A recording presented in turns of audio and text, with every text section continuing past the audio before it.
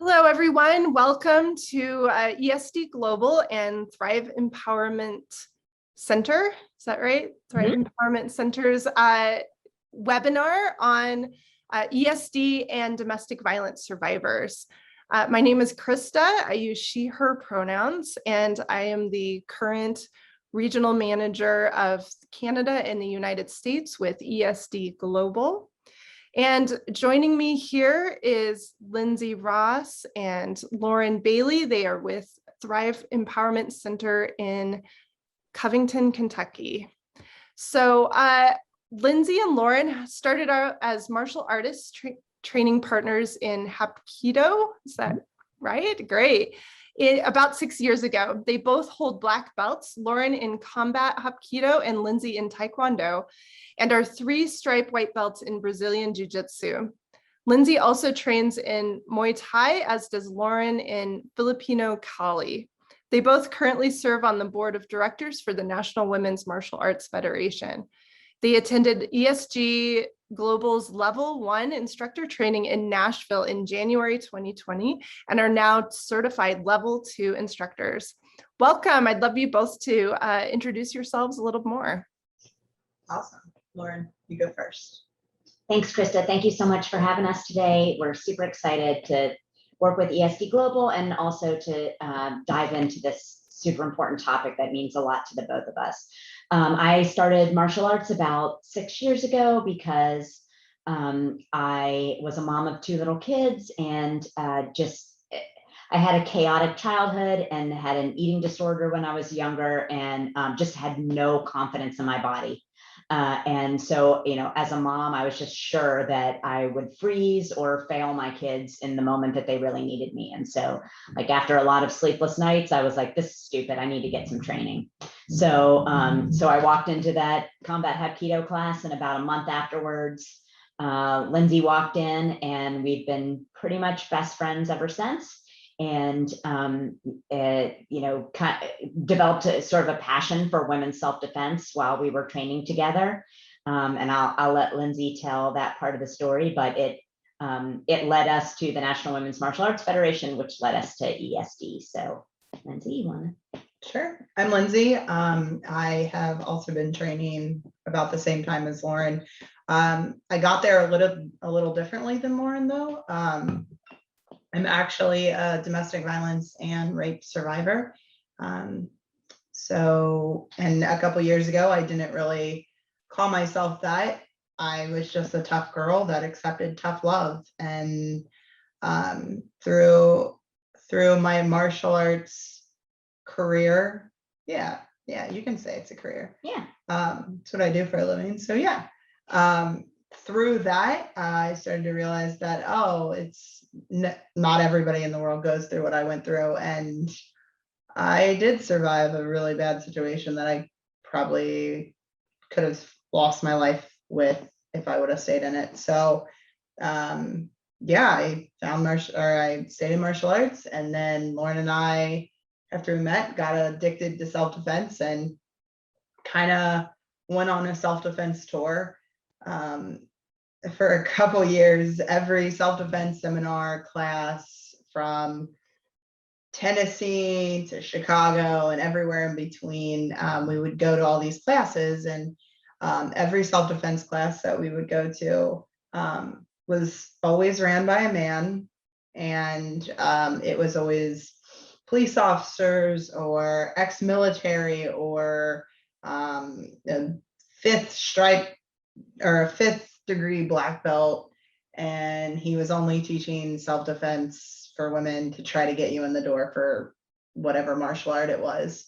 And all of those, we left disappointed. It was always on the point of view of what happens if somebody jumps out of the bushes or the creepy white van. But that wasn't my situation, and I needed self-defense just as much as that situation.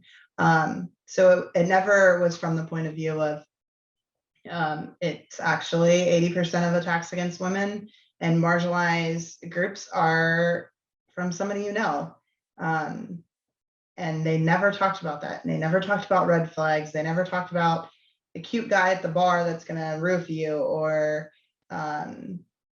or your best friend's brother or something like that. So, and a lot of times they wasted time. The people that taught us self-defense in the beginning on that tour wasted a lot of our time talking about pressure points and zip ties, but not about setting boundaries and you're worth fighting for. And it's okay to say, I don't really feel comfortable with this. So yeah, like we got angry enough that we wanted to change it. So we found the National Women's Martial Art Federation, and then the rest is kind of history.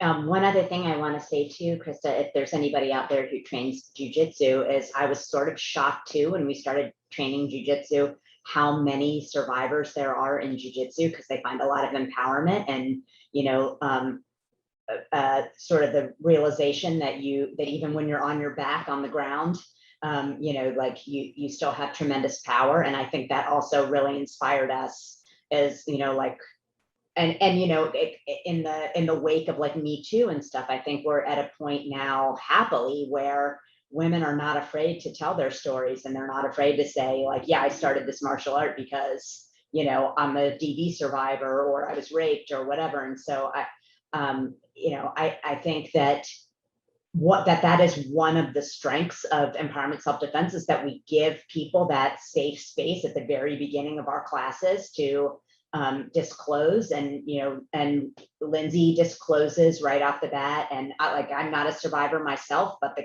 chaos from my childhood came from the fact that my father was a survivor. So, you know, like I sort of bring that into the conversation, and by us like making ourselves vulnerable in that moment, it really allows women to be like, oh, okay, like this is a place where I can tell my story too. And you know, maybe for the first time, women finally feel like it's okay to tell their stories, because they know that there's gonna inevitably be somebody else in the room that's like, oh yeah, I've been there. You know, and so I think that is, you know, one of the beautiful things about empowerment self-defense, and like one of the things that we can bring to our communities that no one else can. That's something, oh, go ahead, Lindsey. I just said, and that's us. Yes. Well, that's something that I've been thinking about, that attracted me to becoming an empowerment self-defense instructor, versus some of those, again, like you talked about, those martial arts structures where it was typically male-led and they're telling all the women what to do. Whereas I became an instructor because it felt like a more of a peer-to-peer relationship. So do you want to expand on that? Like, how do you feel like that peer-to-peer relationship actually helps create safe places and places where people can disclose? Sure. So first and foremost, I think it's important to note that although I am a domestic violence survivor, my situation's different than everybody else too, as there is to mine. And like, I didn't have kids in the mix of my situation. I didn't own a house with somebody, so the paperwork didn't have to be done, that kind of stuff. So I think coming to the table knowing that we don't have all the answers, we don't know exactly what you're going through, but we're here for you, and we're going to give you, this is your canvas. You get to paint it however you want. We're just going to provide you the paintbrushes, and that's it. You decide what you want to do with them. And I think like putting that up front and being like, we don't have all the answers. We don't know what the right answer is every time, but we're here for you, and we are always available to you to answer questions. And we're also in a group setting where there's 10 different people that have different experiences instead of just one or two, you know. So Lauren, do you have things to add? Yeah, no, I think we are constantly reiterating throughout the class, and I think this is an advantage that we have in co-teaching together. And like, you know, our personalities are a little different, our bodies are a little different. And so we'll very explicitly say, you know, Lindsey will be like, this is a great move for Lauren. It's not my favorite move. This is what I do instead. Or like, you know, Lindsey's voice is really loud. She does a great job at projecting. When my voice gets loud, it's like not as steady. And so like I put on my mom voice where I get like really low and deep and firm. And so we get to demonstrate to them that, like Lindsey said, here's all the different colors for your canvas. You know your body and your voice best, your situation, your home life best, or whatever. So pick the ones that feel true for you and feel good in your body and feel safe to you. We're not going to tell you this is what you have to do, and then you go home and try to do it, and it, gets you hurt worse. Like we are not going to be there with you in that moment, and you are the boss of you, and you have to be able to trust yourself to make that decision. And I feel like we don't make promises that aren't true. We're not, in our past, a lot of the self-defense classes that we went to were like, push this pressure point and then you'll win the fight and run. And I think that's a kind of bullcrap, just because like in my own situation, if I would have tried a pressure point, I wouldn't be here today. And so we're not like, oh, this is going to work 100%. It's that sometimes the best option in that moment is just to capitulate, is just to, you do whatever you decide to do to survive in that moment. And there's no shame with that. There's no, well, you should have done this and you could have done this. It's, you get to decide. You have the option to do this, this, and this. You also have the option to do this, this, and this, and you get to decide that. On the peer-to-peer thing, I think it's another interesting thing about being part of the ESD community is I feel like we're not all survivors of the same thing, but we're all survivors of something. Yes. I have not met a woman or man, for that matter, in this line of work that has not survived something horrific, in one way or another. And so like when people are like, oh, what sets ESD apart from other self-defense programs, like, well, you can rest assured that this is not the victim blaming kind, because we are the survivors. Like, this is self-defense created by survivors for survivors. And I think at the foundational level of ESD, it's peer-to-peer for that reason. Like, it's like the collective wisdom of all these different kind of survivors, and like what is true and what works for us in real life situations. Yeah, so tell me about why you started Thrive Empowerment Center, and what started that, when you opened, and any challenges you've had about starting a small business as ESD instructors, and then some successes. That's what we really want to hear about. Sure. Sure. If you see me keep looking up, it's because Lauren and I are across the table from each other right now. And I look at her and said, the screen, I need to stop doing that. I've been pointing at the screen. I'm really pointing. Your turn. Okay. So having a small business is great and also horrible at the same time. It's all of the above. So we started this because we were really, really fed up with friends coming to us and saying, where can I learn self-defense? I don't want to do martial arts, but I want to be safe.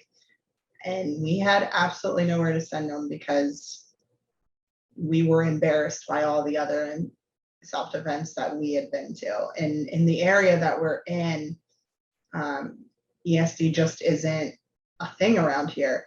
And so I think we started the business because we were tired of not having anyone to send people to. So there was one girl that reached out and she's like, hey, and she said, I've been attacked in the past and I really want to learn self-defense. Where can I go?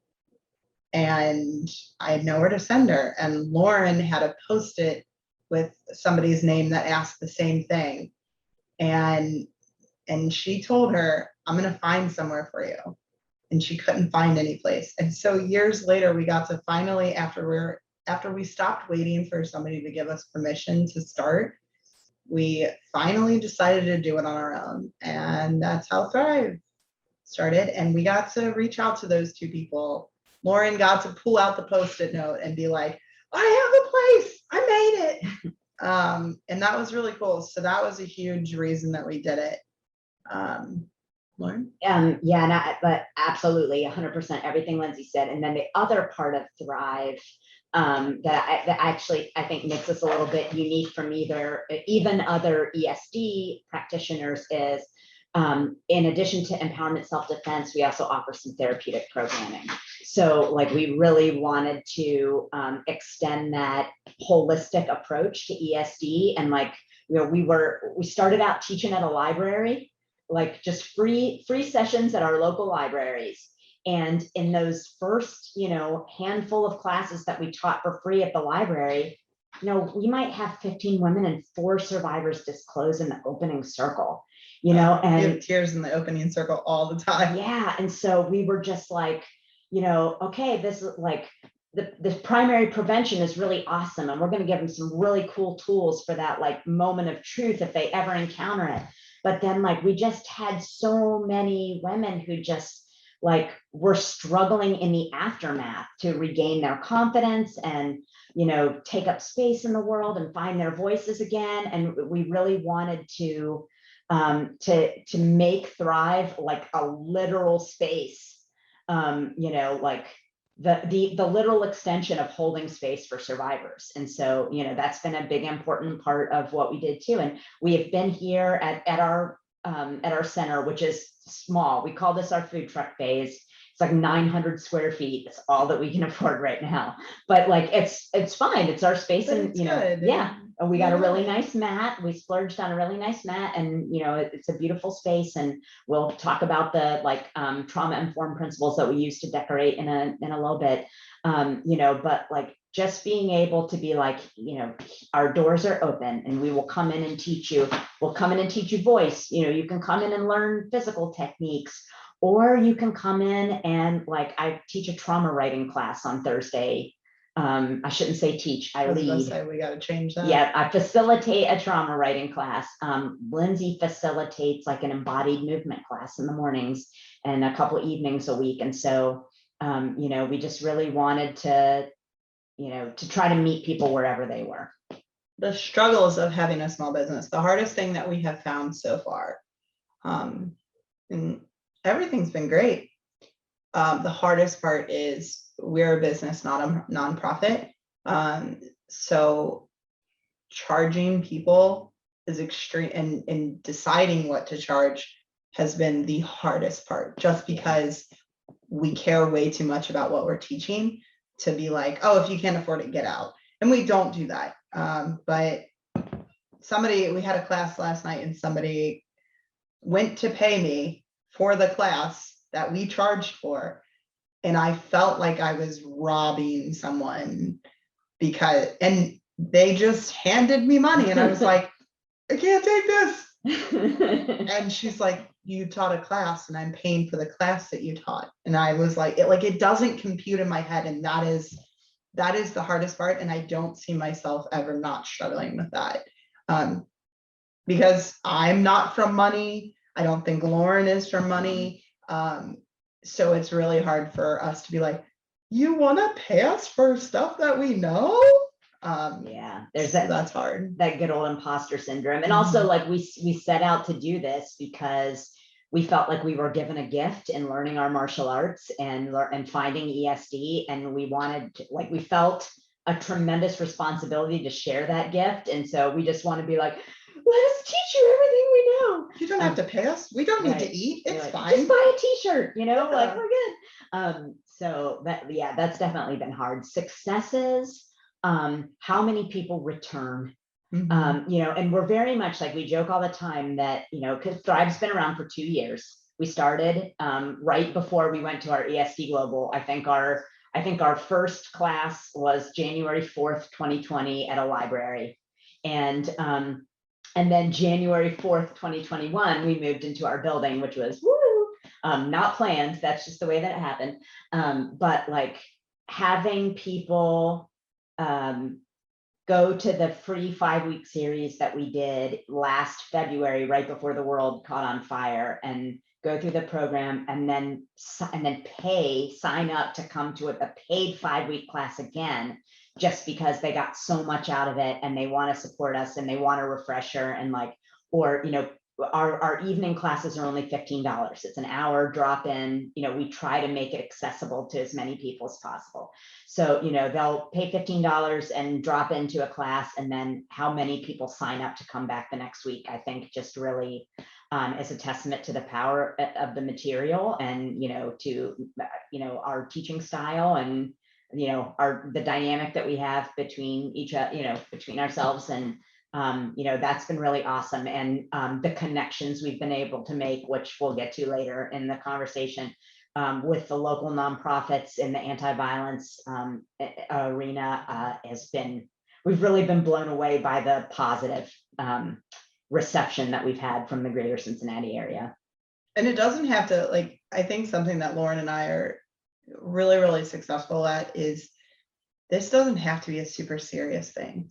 Like, it doesn't have to be this, like, there can be structured points of it, but it doesn't have to be exactly black and white. It can be all of the colors. It can be whatever you want it to be. It can be that. And I think we're really good at that. So that's been awesome. Yeah, I love the idea that you're bringing writing and empowered movement into this space as well. Like it just feels like so, like it fits along with teaching ESD. There, as we know, it's a holistic practice, and it is teaching to like the whole body and the whole person, no matter what their history or their dreams and goals are. And so I love that you're combining all those things together in your space. I sort of wanted to I'm going to show that slide real quick that that we have, like creating a safe space, and then we'll pull it down and let's chat. Or while I have it up, actually, let's chat about how you created a safe environment for all these different people to come in. So let me pull that up. All right. So we'll just, let me see. I guess I should do presenter view. Oh. Maybe not presenter view. I don't know if you can see that. All right. All right. So why don't you talk about these ways that you've created this safe space? Sure. Before we get started, I'll say, and I should have sent this to you ahead of time, but it literally just occurred to me. We did a walkthrough of our space and posted it on YouTube, and it is a quick and dirty thing. Like, we did it one day when we were just in the office. And, you know, like Lindsey got out her phone, and I just basically introduced people to the outside of the building, and then we walked them inside and we took them through every corner of the space. And we did that because I can't remember if I was like a part of another group that brought it up, or if it was something I read, but a positive trauma-informed practice is to Chick from Australia, that's where you got it. Okay, I thought it might have been. I went to a trauma-informed martial arts and combat sports conference with Georgia Berry from Australia earlier in the summer, and I think one of the participants there brought it up. So if you have a space where you teach regularly, if you can make a little video and walk students through so that there's no surprises when they come into your space, then that really helps to decrease their anxiety about coming in for the first time. And, you know, and we were kind of like, we're not sure if this is really going to work. But like a week later, a woman walked in and was like, yeah, I saw your video and it made me feel comfortable enough to come in. We should do that for parking spaces at our space. Okay, that's a great idea. Okay. So if you want to look up Thrive Empowerment Center on YouTube, you can see the walkthrough video. And like I said, it's just quick and dirty, but you can actually see what our space looks like. So now the space that we have, we're in an urban area, Covington, Kentucky, right on the Ohio River. And so we're in an old building, like an old row house. We're on the ground floor, and we do have like floor to ceiling windows at the front of the building, which bring in a lot of beautiful natural light, which is great. And we have overhead lighting too, that's not too harsh. but the light filtering in from outside is great. That said, we also have blinds or shades on the outside windows. So we have environmental graphics, so you can see like there's pretty pictures on the windows, but you can't actually see inside. And that's another thing. When class is in session, we raise the blinds on the doors so you can see that we're open, but we never raise the blinds on the windows so that the people that are inside training have some privacy. And it just feels kind of like helps to create that container. Our brand colors are like navy blue, plum, and silver. And so those colors are throughout our space, but also our friend Terry, who is our genius designer, also incorporated a lot of natural materials in, so it doesn't look too cold.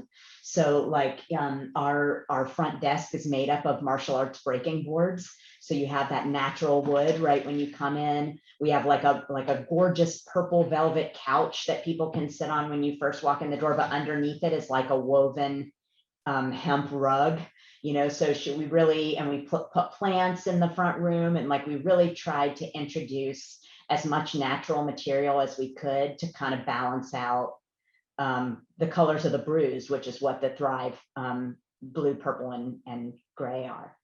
And we have, like I said, we got like a martial arts training mat, like a 2-inch thick foam mat, which is where we have all of our classes. And then we also got some floor pillows for like the writing class or Lindsey's body love class. So just to try to give some extra comfort, if people want to hold the pillow, sit on the pillow, lay back on the pillow, whatever, it just kind of like makes it a little bit more comfortable so that they can kind of take up space in any way that they want.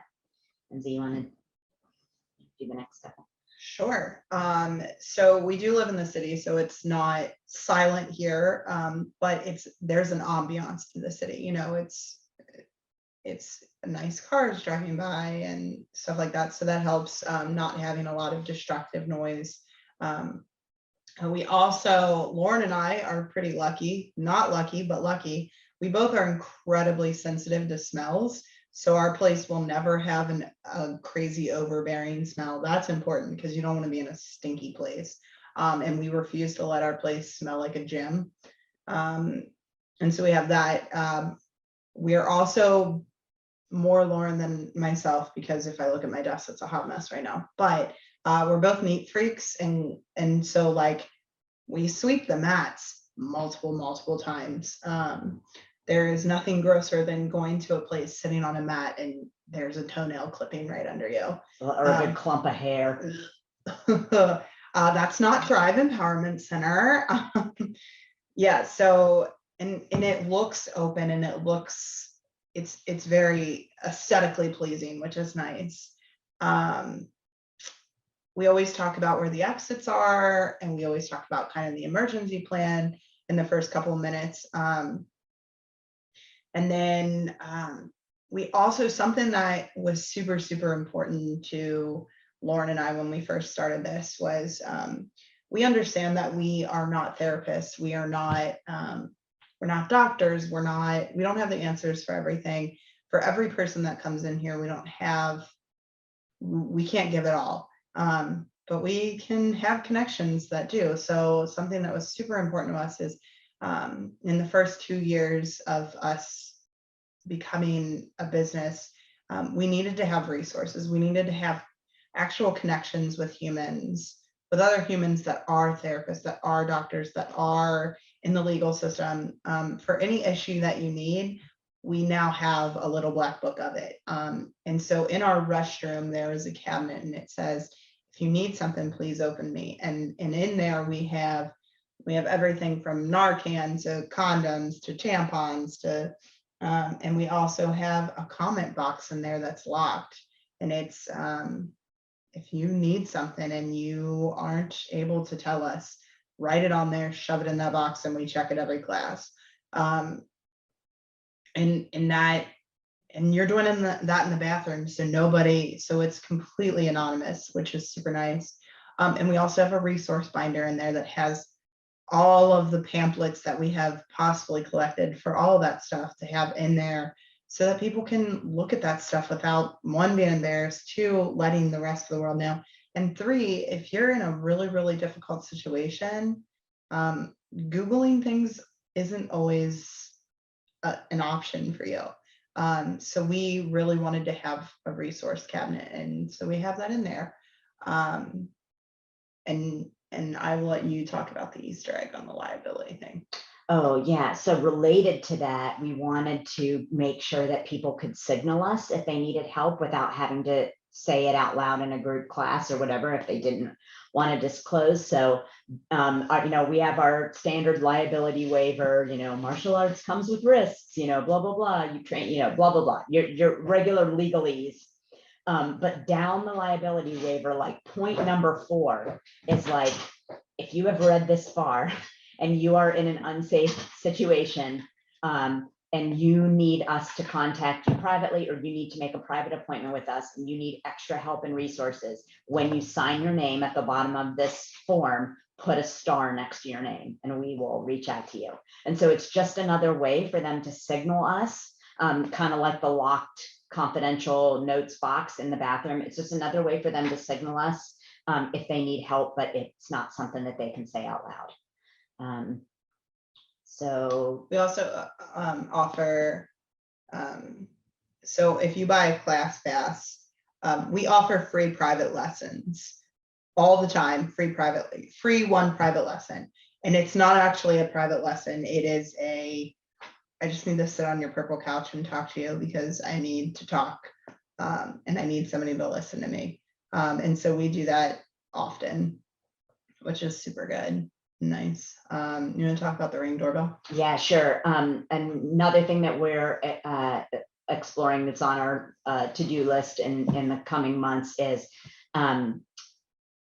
getting a Ring doorbell, like an Amazon Ring doorbell, and putting it outside so that we can see who's outside and actually locking the front door. We have a back door exit too.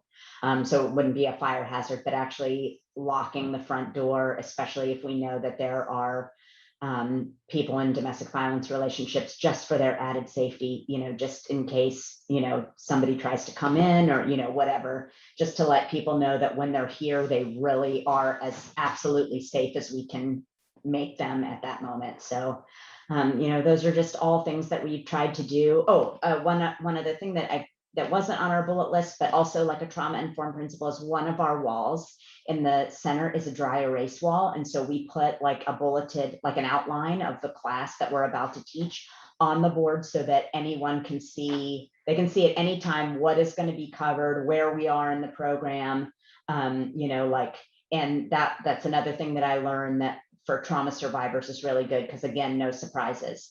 And then another thing is in the corner off the mat space, we have open cubbies where they can put their things, shoes, water bottles, purses, whatever.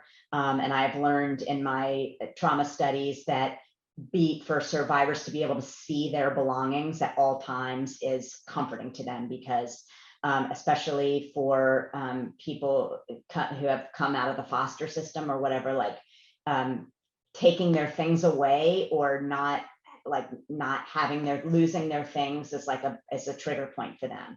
So, they take their shoes off when they first come in the center, since it's mostly matted, and then they can either leave their shoes by the door if they want, or they can carry them back and put them in a cubby, and like the cubbies are open and right by the bathroom, so they can keep their eyes on their own stuff at all times.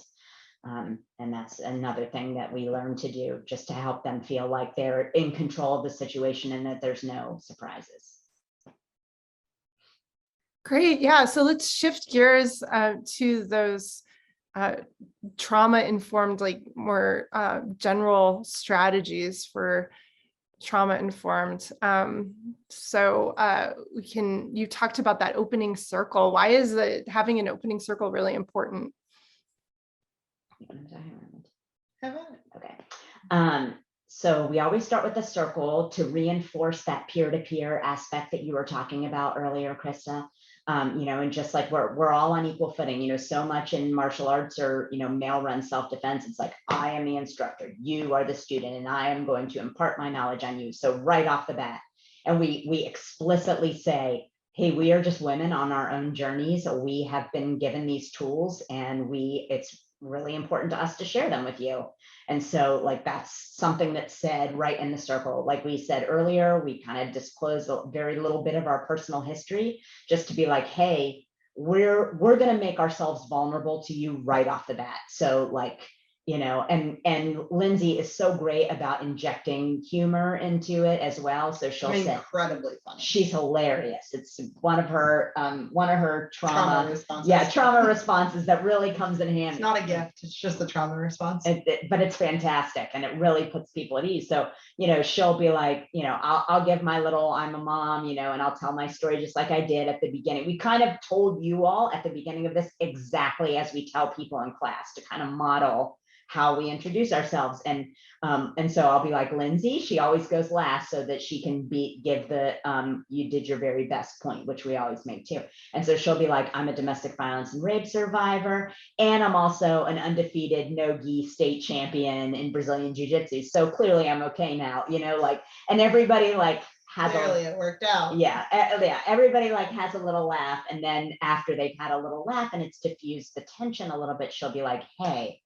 And, you know, and so we always say too, anytime we gather, there's always a survivor present. Hey, that's me. But maybe some of you are too. And so we want you to know that like, whatever you did to get here today, you did your very best. We are going to share a bunch of stuff with you, but none of it is to, you know, cast doubt on the decisions that you made in the past. It is only to give you tools to make you feel more confident in the future. You know, and then we let them introduce themselves. And usually that is when we have disclosure right in the beginning. And so, you know, it seems to work really well, that like combination of like all sitting on the same plane on the floor, you know, being vulnerable ourselves, you know, being human and being like, we're not experts, we're just women. And, you know, and then that mix of like seriousness, we're going to talk about some serious stuff, but we're also going to make jokes and have a good time. So like, this is not something for you to be afraid of. This is just where we're going to be human beings. And that works for us. And I think part of our secret sauce, and I talk about this often because I think it's super important, is Lauren and I's opposite dynamic. We're very, very different people, but it kind of goes deeper than that, because it's we are warm and fuzzy. We are very trauma informed, but trauma informed doesn't always mean warm and fuzzy. Yeah. It's not like I am not when I get triggered, warm and fuzzy doesn't work for me. What works for me as a survivor myself, physically breaking through those barriers works for me, and understanding, like we joke all the time that like some people are I want to hold a stuffed animal kind of person. That's not me. And I am like, survivor doesn't mean warm and fuzzy. It means I survived, and that is it. And how I cope with it, that is how I cope with that. So all that to say, we might have the warm and fuzzy half, but we also have the, like, if you get triggered and you don't want that, and you want to beat the crap out of something, or you need to physically break through that barrier, like this is the space for that. And understanding that, like, just because we're in trauma informed doesn't mean that we have to bubble wrap everything for everybody. Yeah. And knowing that survivors are completely different. And I think that's, like, if I could be an advocate for anything, it would be not all survivors are the same. And you have to keep that in mind. And when you think, like, just be open to maybe they want to do a generalized training, or maybe they don't, you know what I mean? It's that, like, you kind of have to let them tell you what they want. Which is such an important part of their healing. Like, you know, for people who are just starting out as instructors, or never worked with survivors of any kind, or are not a survivor themselves, I cannot stress the importance of, like, educating yourself about this. Like when, Lindsey comes from like a background where she worked with a lot of kids with complex PTSD. And so when we started this, I was like, she had so much more like on the ground street knowledge than I did. So I just like was voraciously reading every book that I could get my hands on. Like No Visible Bruises is probably the best book on domestic violence in America that is out there. I read it, I met the author, like it taught me so much. And like, the classics like The Body Keeps the Score, Trauma and Recovery.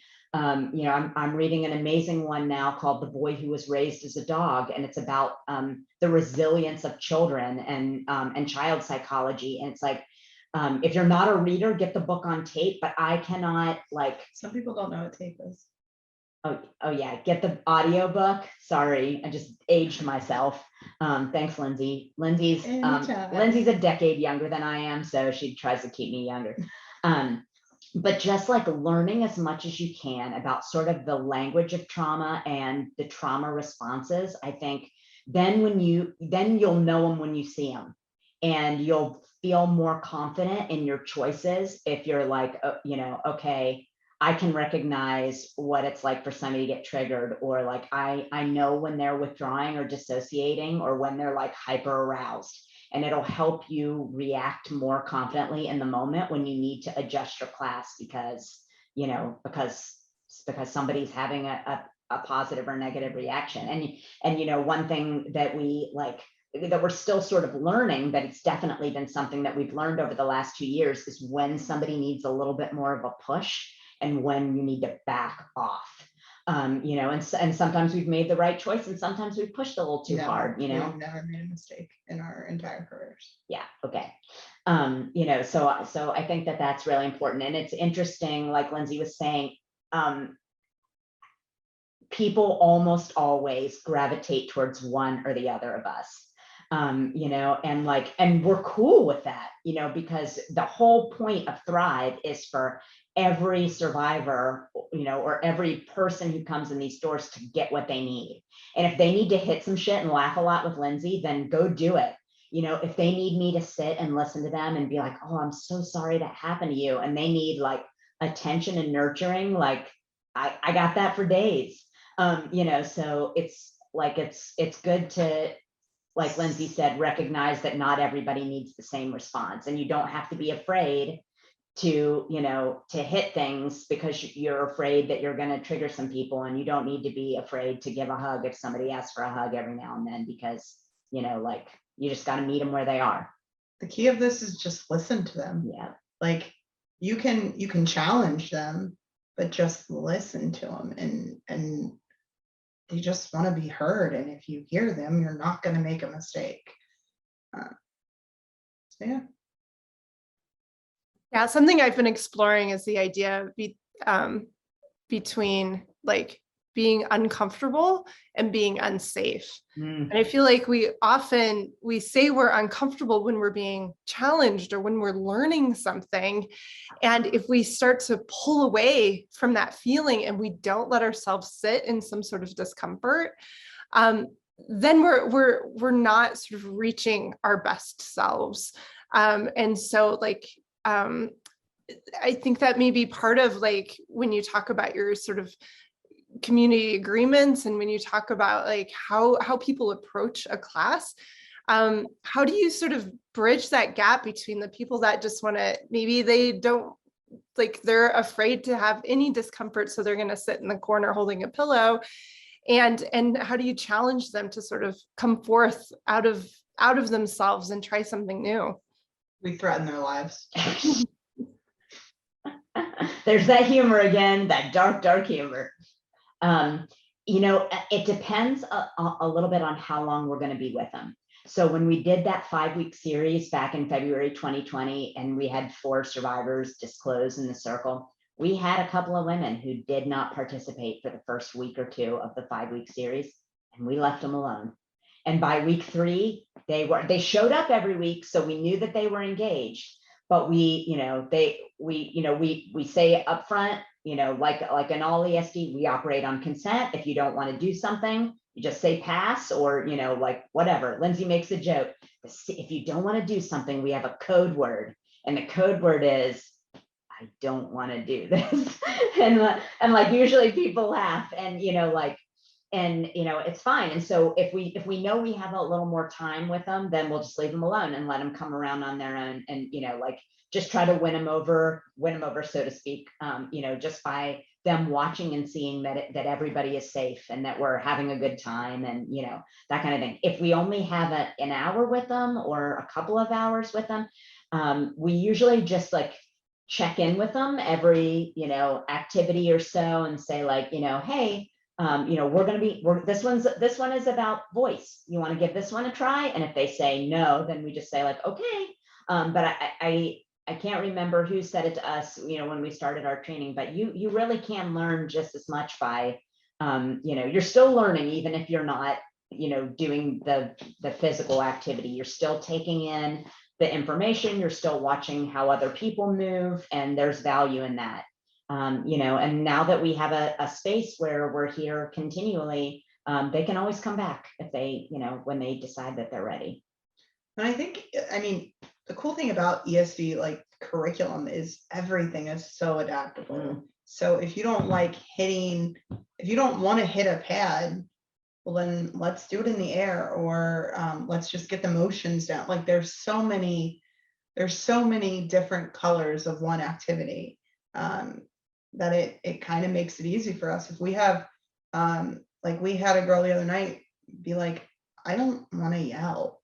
And we made it very clear that, okay, if you don't want to yell, then I just want you to tell me as you're doing this, I just want you to whisper the shape of the pad you're hitting. That's it.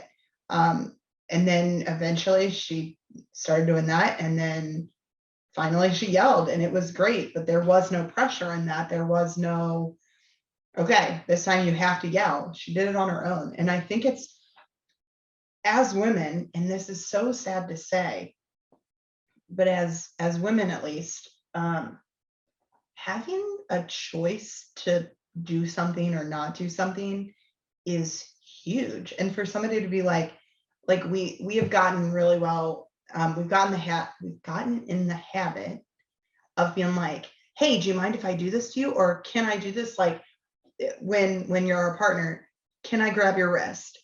And just like, it's kind of mind blowing. When you're like, what do you mean you're asking my opinion if you can touch my body? What? And so I think like giving a choice is already a huge triumph, so. Yeah, that agency, I think when I went off on that tangent about reading books, that's what I really was trying to get to is, you have to give survivors their agency back. You cannot do anything for them or help them to do it, because it's just another form of control. You have to give them their agency, and it has to be on their terms. That is the beginning of actual healing. So, I think, probably the best, most trauma-informed thing that we do as empowerment self-defense instructors is say, we operate on a line of consent, say touch or no touch. Say pass if you don't want to do it, and then actually following through with that. And we taught a mother-daughter class yesterday, and my own daughter was with me. And she gets weird sometimes in groups. She's like not actually shy, but sometimes she like tries on being shy. And so she got in one of her moods yesterday, and she was like, I don't want to do this, Mom. And at first I got like kind of like, ugh, come on, I know you can do this. And I was, kind of like looked at her. And then I thought, you're the boss of your own self. And this is we operate on a line of consent. And finally I was like, we operate on a line of consent. If you don't want to participate, you don't have to, and it's like, even like we got to walk the talk. Right. And so just reinforcing that, and in all the interactions that we have during class. And survivors, this is kind of on a whole different way, but survivors aren't hurt puppies. You know how they're like, just talk to your kids like they're adults. Okay, well, talk to the women like they're strong, or the people, not just women. Talk to them like they're strong, and they're gonna believe they're strong. They're not hurt puppies. That like, we're still human. We've just been abused. We're just stronger now. We just don't know it. And so like, just talk to them like they're human. Is super, super important. Great. The other thing that slide mentioned is validating the freeze response. Why is that important? Do you want to talk about that, Lindsey? The freeze response is super normal and it's not weak. And it's where I am a fighter. So in my freeze or fight, I am a fighter. And a lot of times that means I make the wrong decision immediately. True. Still undefeated, but true.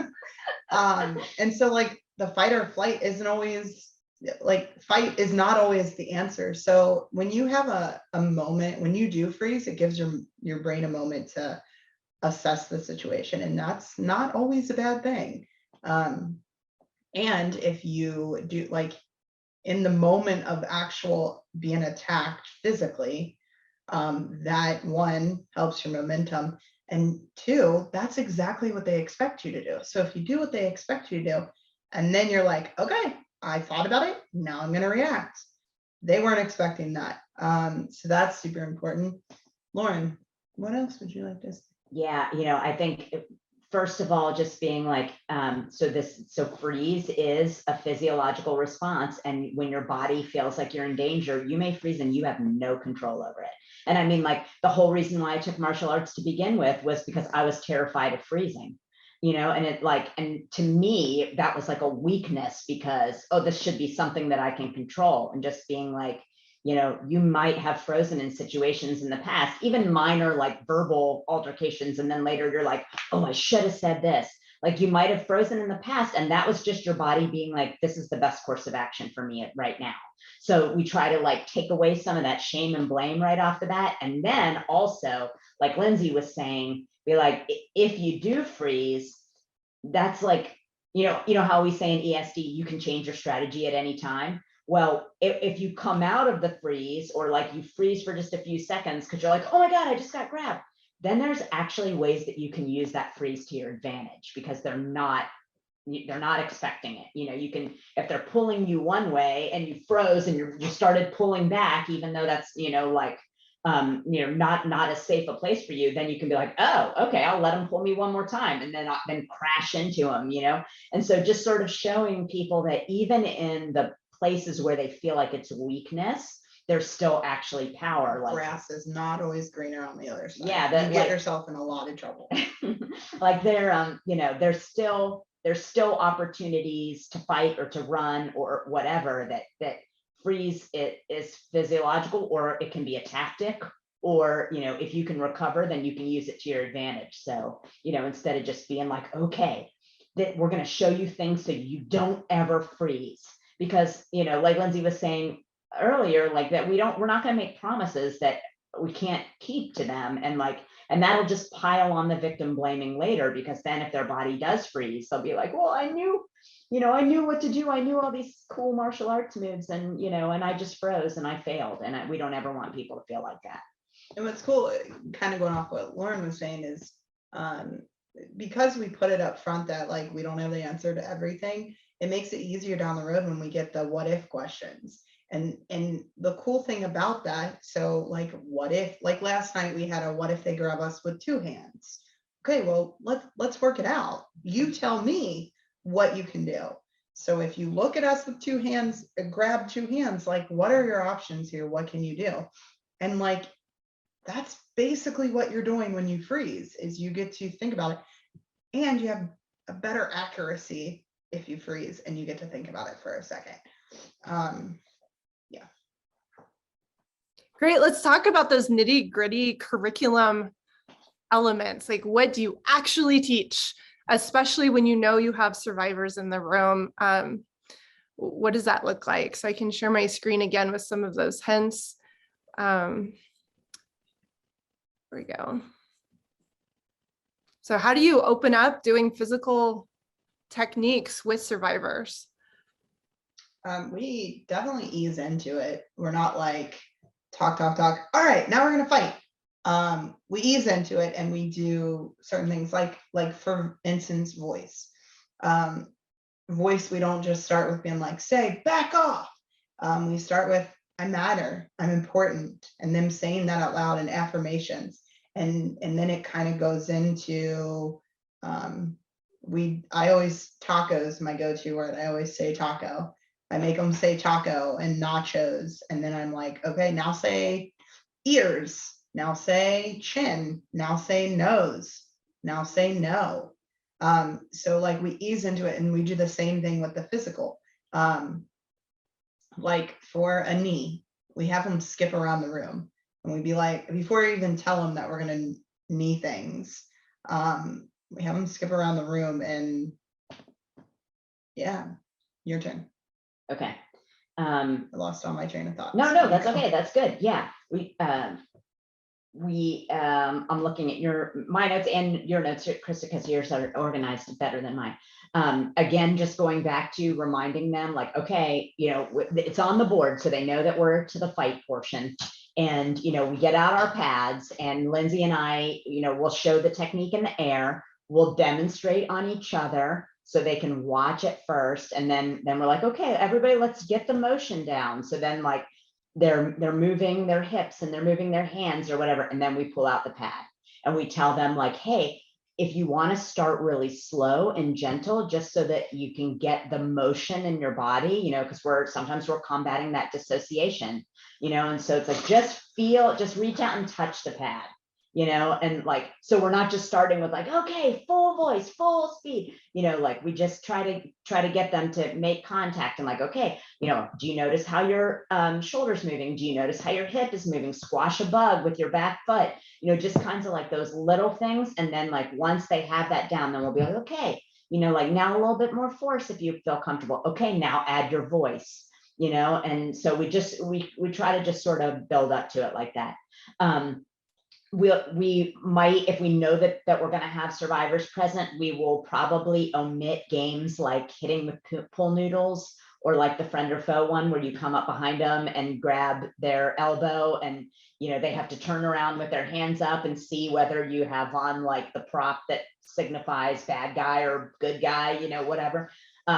Anything that might elicit a startle response, or like it might trigger them, choking or hitting, we would not do that in a one-shot class with survivors. We would, and if we're going to do it at all, we're going to do it on week 3 or 4 of a series class, so that we have already established some trust and they know that it's safe. And then in between physical techniques, we also incorporate a lot of grounding.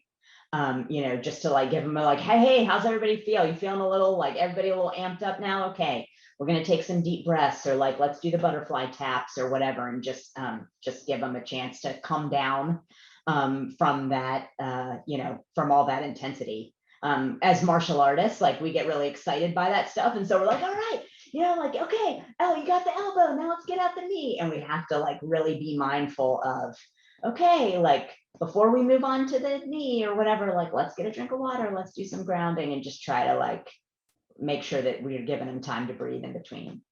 Well, and that was something that Lauren and I struggled with in the beginning, is we had to take the martial artists out of ourselves, because not everybody understands martial art talk if you're not from that world. And we had to figure out how to break things down in such a way that it relates to anyone, whether it's the stay-at-home mom that never did any sports, or it's the athletic kid that only does super intense sports. We had to break it down, because if Lauren says it's a wrist lock to me, I know exactly what she's talking about, but that might not compute for somebody that's never done that. So that was something we really had to fix in ourselves when we started this, was turning our martial arts vocabulary off and breaking it down to being like, all right, squish the bug, push the door open. An aha moment for us was when I was like doing some research for some marketing materials of ours, and I found that that the age group at the greatest risk for their first incidents of intimate partner violence is between 18 and 24, and the second highest risk is between 11 and 17. So like domestic violence is not just something that happens to old married ladies. And I use those words when we're talking, like when we have young, preteens or teens in there, like in the mother-daughter class yesterday. And so we really spend a good bit of time on that dirty laundry or red, yellow, green game, where you put all the behaviors, the risky behaviors out and let them sort them into categories and have a discussion about boundaries and red flag behaviors and everything, and then we sort of, when we get done with that discussion, I'll share that statistic with them and say, like, hey, you all, like yesterday, we had 9, 11, and 12. Like, you all are actually in the age group where you're at, like, in the second highest risk category for your first instances of intimate partner violence. And I learned in reading No Visible Bruises, and it's true in Lindsey's case, like oftentimes the relationships that turn into domestic violence start in your teens. Like it's your high school boyfriend or whatever, and it, like, they, over those years, they isolate you and groom you, and then maybe you don't get hit until you're in your early 20s for the first time. But like, it's not, when you have preteen girls, it is not too early to talk about intimate partner violence, and to do it in a like, let's talk about healthy relationships and red flag behaviors. And it has been amazing. One of the like mind-blowing things for Lindsey and I is we do this red, yellow, green game in basically every single class we teach. We have had so many women reach out to us after the fact and say, like, I think my husband's sister is in a domestic violence relationship, or like, I think my niece is like has an abusive boyfriend. So like, not only are they recognizing these risky behaviors for themselves, but they become part of a more vigilant and sensitive community to recognize that isolation, those grooming behaviors, and then they have the tools to reach out to that person and be like, hey, I noticed you're not coming. You're not coming to any family things anymore. Like, are you okay? We miss seeing you. Like, what's going on? Or, just keep a closer watch for, long sleeves in the summertime, and those kinds of things that we as ESD professionals know are red flag behaviors, but it doesn't occur to people who don't study this kind of thing. So so taking time with the younger age groups and really looking at those unhealthy behavior relationships in friendships and in romantic relationships. Like, you can have a friend stalker too. And really digging into that with them, I think, is important. Do you want to do the next one? Yeah. So community voices are super, super important when it comes to being in community with somebody that you think is in a dangerous situation.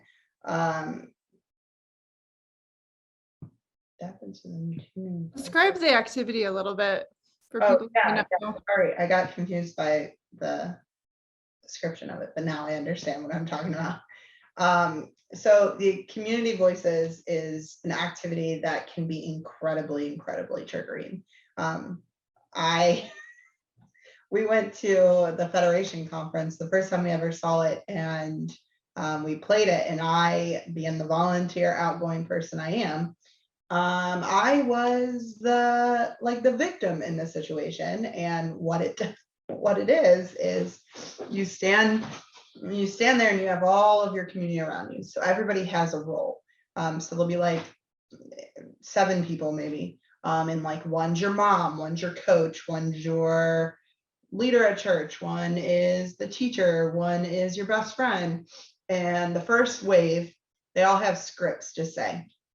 And the first wave is, and then the last person is the abuser.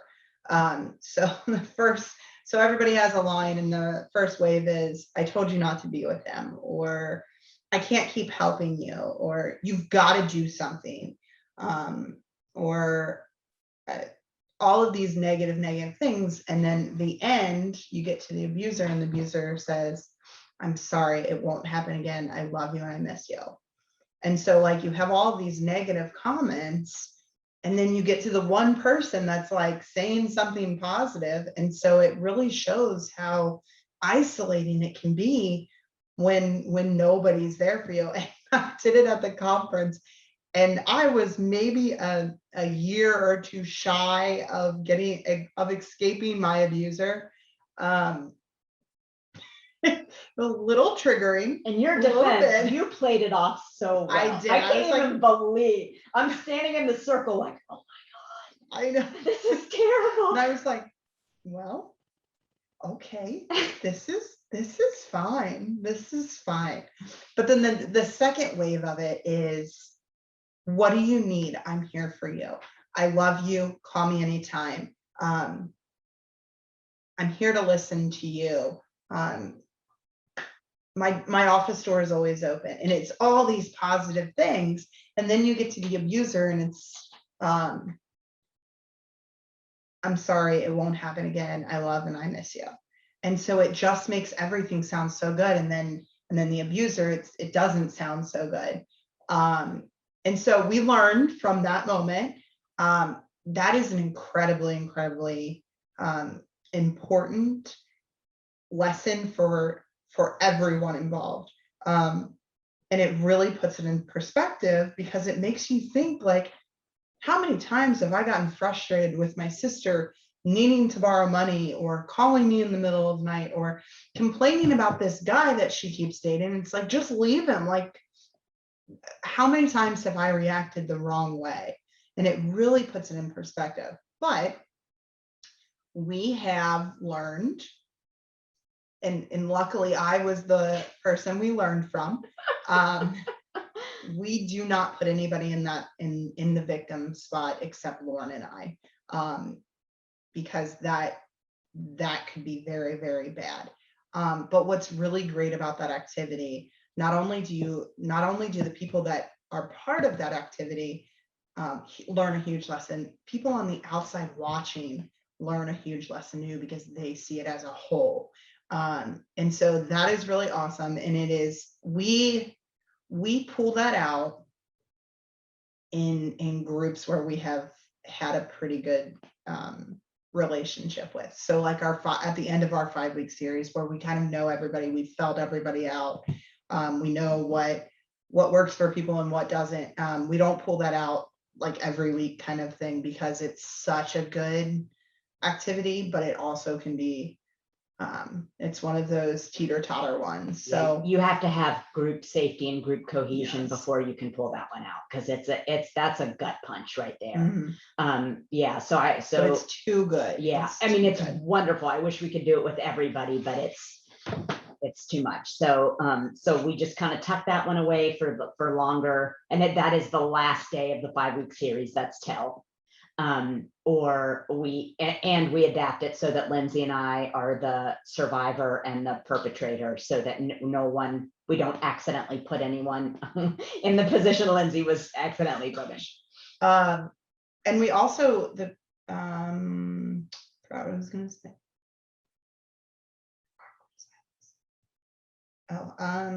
Yeah, I got nothing. And the cool thing about it is the first wave of responses aren't even necessarily that negative, but it's not what is needed to be heard. So it's not like, I can't do this with you anymore all the time. It can be something that we've said that we think is helpful, or almost like a tough love kind of thing, like, you need to be strong enough to lead him, or something like that. And it's relatable. It's something that we've all said to someone at some point. So yeah, super successful. Don't ever put somebody in there if you don't know their whole story. And then, so the next one is spazzercising. I love that we named it that. Me too. Or no, it's spazzercise. Yeah. That is, actually, you explain that one, because Okay. you're better explaining it. I created this one coming out of that Trauma Informed Martial Arts and Combat Sports Conference. And one of Georgia Berry, the founder, she is a boxer and therapist. And so one of the things that she did was have them use boxing to like simulate the adrenal response, and calm themselves back down. So we created this little activity where like we'll feature maybe 3 or 4 different grounding techniques, and we will have them like run in place or do jumping jacks or just like some little exercise to get their heart rate up. And then each time they'll practice a different grounding technique. So they get a chance to try on different ones and see which one works best for them. And then when they need those grounding techniques throughout training, they know that they have options and that they already know what feels good in their body, you know. And we might show them like the big shake or the butterfly taps. Lindsey does a woo-saw breath, jumping up and down, you know, those kinds of things. And one things that I love about Spazzercise is it's great for any age group. Like elementary school kids have fun with it, and so do adults. And I think it's just a really practical way to teach self-calming, you know, like, and sort of get that like elevated heart rate and stuff without having to like scare the pants off of people by trying to elicit an adrenalized response. So that's another good one, I think. And it comes back to that agency. They have options and they know what works in their body, so they feel like they have a go-to. So talk about that. The last point was powerful to end with a moment of physical strength and or yes circle for community support. What does that look like? Yeah, so a huge part of probably all ESDG stuff or ESD stuff is the community aspect. And so we always want to end on a high note. We always want to end on a, we're here for you. Especially because we probably just got done talking about TEL.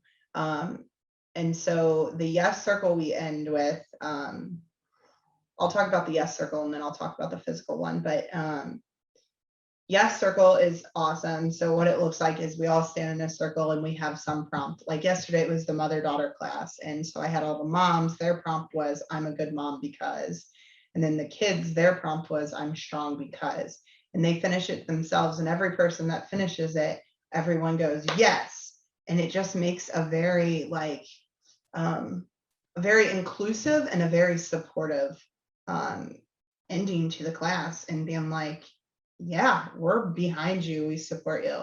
And then in our longer classes, we break boards, which we have a martial arts background. So that was kind of a no-brainer for us where we were going to do that, because we will have people that like the entire time we will be like, you're capable of this. Everything we're teaching, you're capable. And I will hear them be like, yeah, I can't actually do this. Like, I'm not strong enough. And then they break a board. After they say, I can't do this, I'm not going to be able to break a board. And then they do it. And then we're like, oh yeah, by the way, that's the same force it would take to break a collarbone. So you basically just broke a bone. And that like their eyes will, like their mind is blown. And that's the reward for us. It makes it all worth it. Yeah, we have had tears in that board breaking thing too, because it's just like, we had one woman when we did it last winter, like she didn't think she could do it. You could tell she was shaking the whole time. Like when we pull out, and they are 1 inch thick pine boards that we straight up got from Home Depot. And, you know, like when we pull out the board and we're like, okay, everybody pick a board and you're going to decorate it with something that you want to break through. So we spend some time, you know, and they're personalizing their board. Okay, now you're going to break that board. And they're all like, oh, no, no, no, no, no. And so then they do it. And we had this one lady, like after she broke it, she took the 2 pieces and she was like in a trance. And she just like turned them, and she was like holding the 2 pieces, and she walked away and she like sat down in the corner and just like cried and looked at her board. Survivor, she's a survivor. And, you know, like just that like moment of I am capable. Yes, I can do this. I can protect myself. You know, I mean, Krista, you coming from Impact, I'm sure you know the looks on their faces very well, you know, after they beat the poor guy in the suit to beat the wits out of him, and then they're like, oh, I can do this. And I think that is one thing, one way in which our background as martial artists is a real positive for us, is because you know, those like physical like tying the physical and the emotional together and giving them some kind of a meaningful, like, grand finale, comes really natural, because we know how it feels to break a board. And like, we remember what it felt like the first time we did it, and it's super impactful.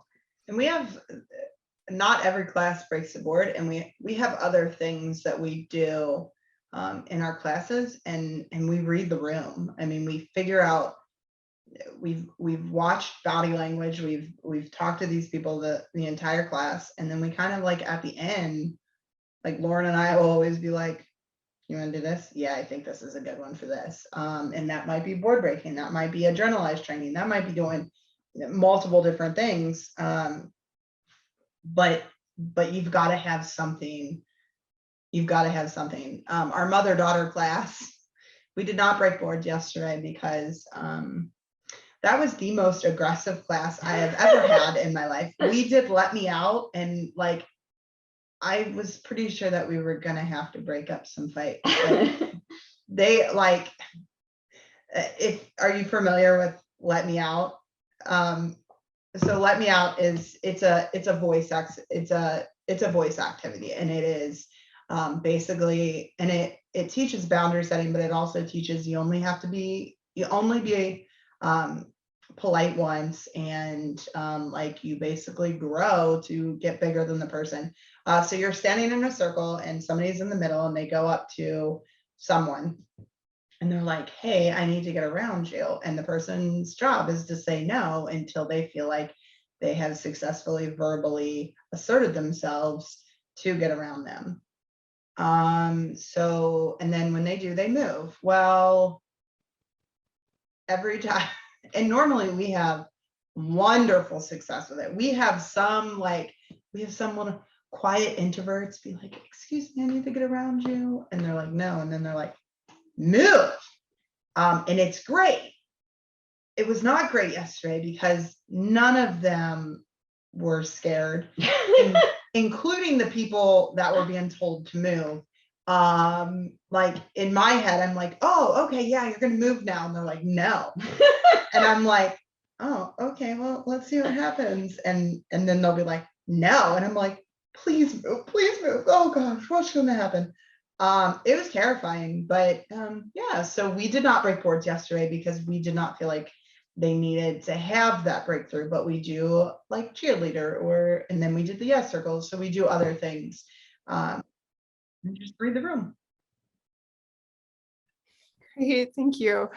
So I thought we'd end on talking about how you've done outreach to the service agencies and other support agencies in your region. I think probably a lot of people know with ESD, there is a stigma that self-defense has in the domestic violence world.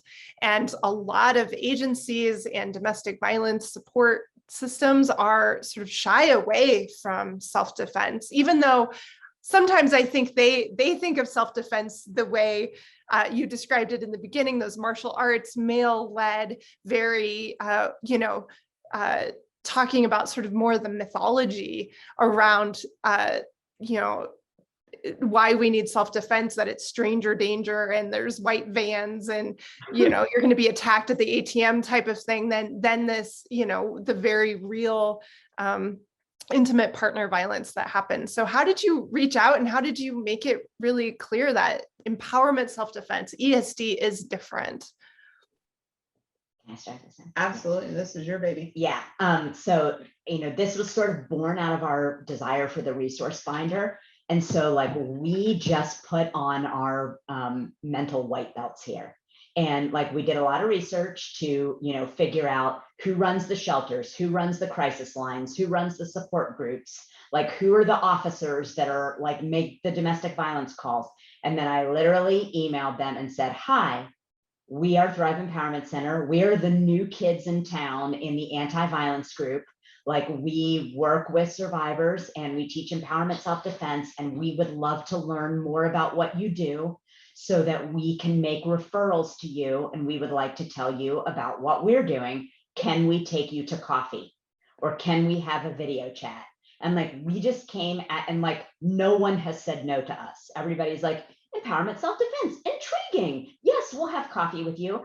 And then we tell them about our self-defense tour, and They like end up in tears at the end. They're always like, me too. yeah, It's like awesome. we have been humble, and we have made ourselves completely human, and just been like, we want to learn. You are established in this field in our area. We want to learn from you. We want to support you. Like we basically want Thrive to be a wraparound service for survivors in our area. So like, let us have an informational meeting and get to know each other. And like, we have had 2 fantastic meetings with the Ion Center for Violence Prevention, which used to be the Covington Women's Crisis Center. And the CEO, we met with the CEO. I didn't reach out to her. I reached out to the violence education coordinator was the first person that I reached out to, because I figured we'd have the most in common with her, right? And so, but the CEO wanted to come too. So we had coffee in Covington here. And when she walked into the meeting, she was very nice. She's a survivor herself, and she was very much like, Taekwondo people come to me all the time and want to teach self-defense in the shelter, and like, I'm shutting that stuff down right now. And like, just by talking to her the way we have been talking to you all this entire time, and telling her our experience and our martial arts experience, our self-defense experience, our lived experience, by the end of it, she was like, yes, come and see the center. And like, they brought us in last week, we gave us a tour, and like introduced us to everyone. And it was like, we were actually like, whoa, this is a little overwhelming, like, we're just 2 women, but it was so great. And now we're gonna like be on the committee for the Purple Light Walk, which is coming up, which they are running, or not the Purple Light Walk, the Take Back the Night, which segues to the other big thing for us. Was before we even started teaching self-defense, we started participating in the events related to interpersonal violence in our community. So we went to the Purple Light Walk. We went to the Pride Parade. We went to the, there's a big fundraiser for the shelter in like women's advocacy and shelter in Cincinnati, called Women Helping Women. They do a thing called the Zoo Do, and it takes place at the Cincinnati Zoo, and it's like a fundraiser. We signed up for that. We bought tickets. Like, we put our little tiny bit of money that we had. Every virtual thing ever. Yeah, we signed up for the suicide prevention webinar. We wanted to be seen as part of the community before we even started teaching. And the first time we went to the Purple Light Walk, we walked from table to table and said, we're self-defense instructors. We're working in this area too. We want to learn everything about what you do. And we went to the LGBTQ groups for kids in schools, and just basically said, we have the same missions and goals that you do. We want to be active parts of this community. We ran a Thrive Drive last summer for the shelter, the YWCA shelter in Cincinnati. And we were just like, hey, give us your wish list. And we, put a call out to our networks, put it on our website, collected supplies for them, and dropped it off. They didn't do anything for us in return. After the fact, they put us on their Instagram, which was pretty awesome. But like, we started by giving more than we took. And then being like, and we are here to support you, and we hope that you will find our curriculum important enough that you would eventually refer people to us too. And it's kind of a long tail and a grassroots way to grow. And we'll be honest with you, the first month that we had the center, nobody walked in the door, not one person. And then then we were on the news, and we got a couple of people, and and then now we have people in class every night, and it's been 6 months or something like that. So it starts very slow, but you have to sort of be like, come at this with a learner's mindset, and put that whole, we're not experts, we're just people who have things we want to share, and we're passionate about it. And you have to take that same approach with the nonprofits in your area. And I feel like, us coming, with that spirit of like humility and mutuality, that made them so much more receptive to listening to what we had to say. And then, they would have a conversation with us and have coffee with us. And then now we have relationships with them, which is amazing. Also, Lauren is incredibly easy to talk to, so that helps too. And you're hilarious. I am very funny. You didn't hear that before. Real quick, I thought that news segment that you had was an amazing opportunity for you to get some publicity. Just briefly tell that story of how that happened and what that was like. There is no story. We don't know how that happened. No, we They do. reached out to us. We do know how. We do. I wrote a press release before we opened our doors. Again, Lauren. Yeah, I wrote a press release, just super simple. I come from a journalism and publishing background, so I wrote a press release and I sent it to the 3 tiny newspapers in Northern Kentucky.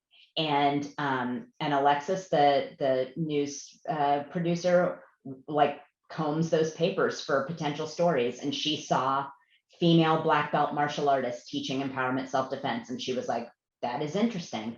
And so she reached out to us, and then they came in here, she and the videographer, who was also a woman. We got super lucky. Ray was amazing. They came in here, taped our entire class, and interviewed us for like 2 hours, and then made that news segment, which is on our website if anybody wants to check it out. And like, we cried for joy when it came out, because we felt like it was such an accurate representation. You never know what you're going to get with the media, but it was such an accurate representation of Thrive and of empowerment self-defense as a whole, and ending with that statement from the survivor. Like, it was solid gold, and that definitely has helped helped us gain some credibility in the community. Because like, I'll say one more thing, and I know that we're out of time, Kristen, I don't want to take up your whole day, but wise things that a good friend of mine who's a therapist said. We did the press release, we did the ribbon cutting, we did the news segment, and like I said, that first month no one came in the door, and we were like, since I come from a book publishing background in books, like that first month after your book comes out, that is basically like, that is the gold window. And if you don't get as much buzz as possible in that time and get as many people to buy your book as possible in that time, then like it kind of just starts to languish on the Barnes and Noble table, And so I was like, with the window's almost over and like nobody's coming. What did I do wrong? And my friend who's a therapist said, Lauren, you have to forget everything that you know about book publishing. You're not in book publishing anymore. You're in social work. And people are not going to come in your door because you are on the news and you have a gorgeous purple velvet couch. They're going to come in the door because somebody that they know and trust said, hey, these women are awesome and you should come in and check out this class. And that takes time. And so if anybody is just starting out, and, like Lindsey and I had classes last year where 1 person came or 2 people came, and that is normal. Like, and it was our family members. Yeah, absolutely. Or we've had to bring in ringers to class in the early days so that the one paying customer wasn't the only person here. Like the night that the news came, we called all of our friends.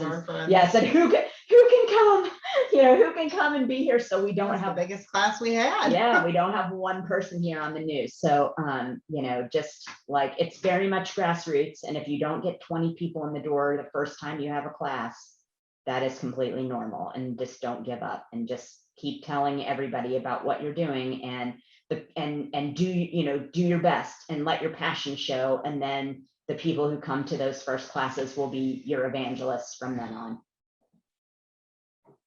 So true. Thank you so much, both of you, for your time, your expertise. I feel like this was such a great conversation because it not only touched on, the topic of domestic violence survivors, but also how to be a business owner in this very difficult time, in which to think that we can teach self-defense in person during COVID. It is very hard, and to start a business fresh and new right during COVID, it's got to be so challenging. And may you thrive. Oh. Do you have any last things to say? Our door is always open. We're all ESD instructors and you're part of our community. So, if anything that we said today you have questions about, or, we mentioned an activity or something that you don't have, a framework for, whatever, please just reach out to us. You can find us online at thriveselfdefense.com, and our email addresses are there, or you can hit us up on social media. We're Thrive Empowerment Center on Instagram and Facebook, and we'll happily share whatever you need. We have been so blessed to have such amazing, generous mentors at NWMAF and ESDG, and ESD is open source software, right? And so we all get better when we help each other. So. Anything else, Lindsay, from you? Get yourself a Lauren. It helps. And if you're a Lauren, get yourself a Lindsay. Amen to that. That's about it. Thanks for having us on here. This is awesome. Thank you, Kristen. Thank you, everyone. Thank you to Thrive Empowerment Center and ESD Global. We will hopefully see you again.